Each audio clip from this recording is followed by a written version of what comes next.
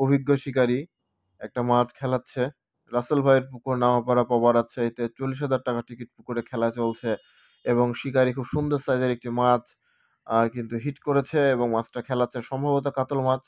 যদিও আসলে আমরা এখনো দেখিনি। অনেক ইয়াং একজন শিকারী বাট অনেক এক্সপার্ট একজন, বিশেষ করে কাতলা মাছ শিকারী অনেক অভিজ্ঞ একজন শিকারী। আপনারা দেখতে পাচ্ছেন উনার মাছ খেলানোর স্টাইলটা দেখতে পাচ্ছেন। উনি সময় নিয়ে আস্তে ধীরে কিন্তু আসলে মাছটা খেলাচ্ছে।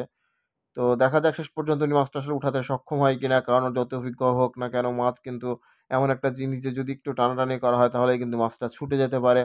তো সে কারণেই কিন্তু শিকারী আসলে মাছটাকে সময় দিচ্ছে এবং মাছটাকে ক্লান্ত করেই কিন্তু আসলে ভাসিয়ে কিন্তু আসলে মাছটাকে ছাঁকনা করা হবে। কারণ বেশি পারাপারি করলে মাছটা যেকোনো মুহূর্তে ছুটে যাওয়ার সম্ভাবনা অবশ্যই থাকবে।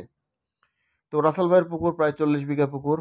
চারি পাহাড়ে খেলা চলছে। দ্বিতীয় রাউন্ডের খেলা চলছে। এটা ৪০,০০০ টাকা টিকিট অ্যাড করা হয়েছিল এবং শিকারীরা মোটামুটি ভালো মৎস্য শিকার করতে পেরেছে এবং শিকারীরা মোটামুটি খুশি এবং মাছের সাইজ কিন্তু রাসেল ভাইয়ের পুকুরে আগাগোড়ায় কিন্তু খুব ভালো। একজন শিকারী একটা হিট করেছে কিন্তু মাছটা কিন্তু নাই। না মাছ নাই। শিকারী মনে করেছিল তো মাছ আছে। তো না মাছ নাই। তো এই মাছটা আপনারা দেখতে পাচ্ছেন শিকারী কিন্তু খেলাচ্ছে। যেহেতু কাতলা মাছ শিকারীদের সবথেকে পছন্দের মাছ আমি মনে করি। বিশেষ করে যারা কাতলা মাছ শিকার করতে পছন্দ করেন তাদের ছিপে যখন এই কাতলা মাছ যখন হিট হয় তারা কিন্তু অনেক খুশি এবং অনেক আনন্দিত তারা কিন্তু হন যে কাতলা মাছ তারা শিকার করতে পারেন এবং তাদের নিজেদের মধ্যে কিন্তু একটা কম্পিটিশন চলে যে কে কতগুলো আসলে কাতলা মাছ শিকার করতে পারেন বা পারবেন এবং হচ্ছে তাদের এরপর আরেকটা মাছ কিন্তু খেলাচ্ছিল কিন্তু মাছটা সম্ভবত এই মাছটা ছুটে গেছে কিনা আমরা জানি না। তো দেখা যাক আপনাদের এই মাছটা আসলে দেখাচ্ছি। তো এই মাছটাও দেখুন আমাদের ভাই মাছ কাছে চলে এসেছে, এটা কি আহা মাছটা ছুটে গেল। এই মাছটা ছুটে গেল, ব্যাড লাক।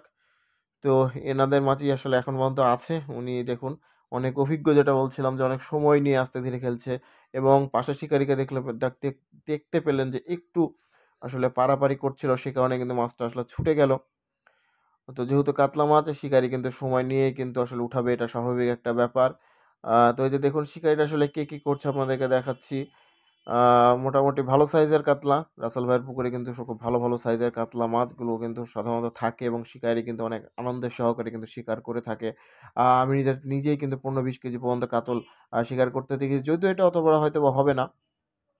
তবে আশা করছি ৫ কেজির নিচে কাতলা মাছটা হবে না, যেটা আমার যতটুকু মনে হচ্ছে। তারপর আমরা দেখি শিকারী কিন্তু অনেক সময় নিয়ে ঠান্ডা মাথায় কিন্তু আসলে মাছটা খেলাচ্ছে।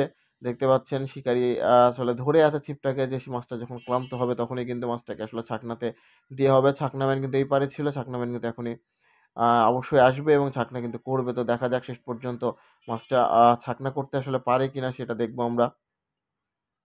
তো এই যে দেখুন যে মাছটা ভেসে গেছে। ইয়েস, যেটা বলছিলাম কাতলা খুব ভালো সাইজ কাতলা।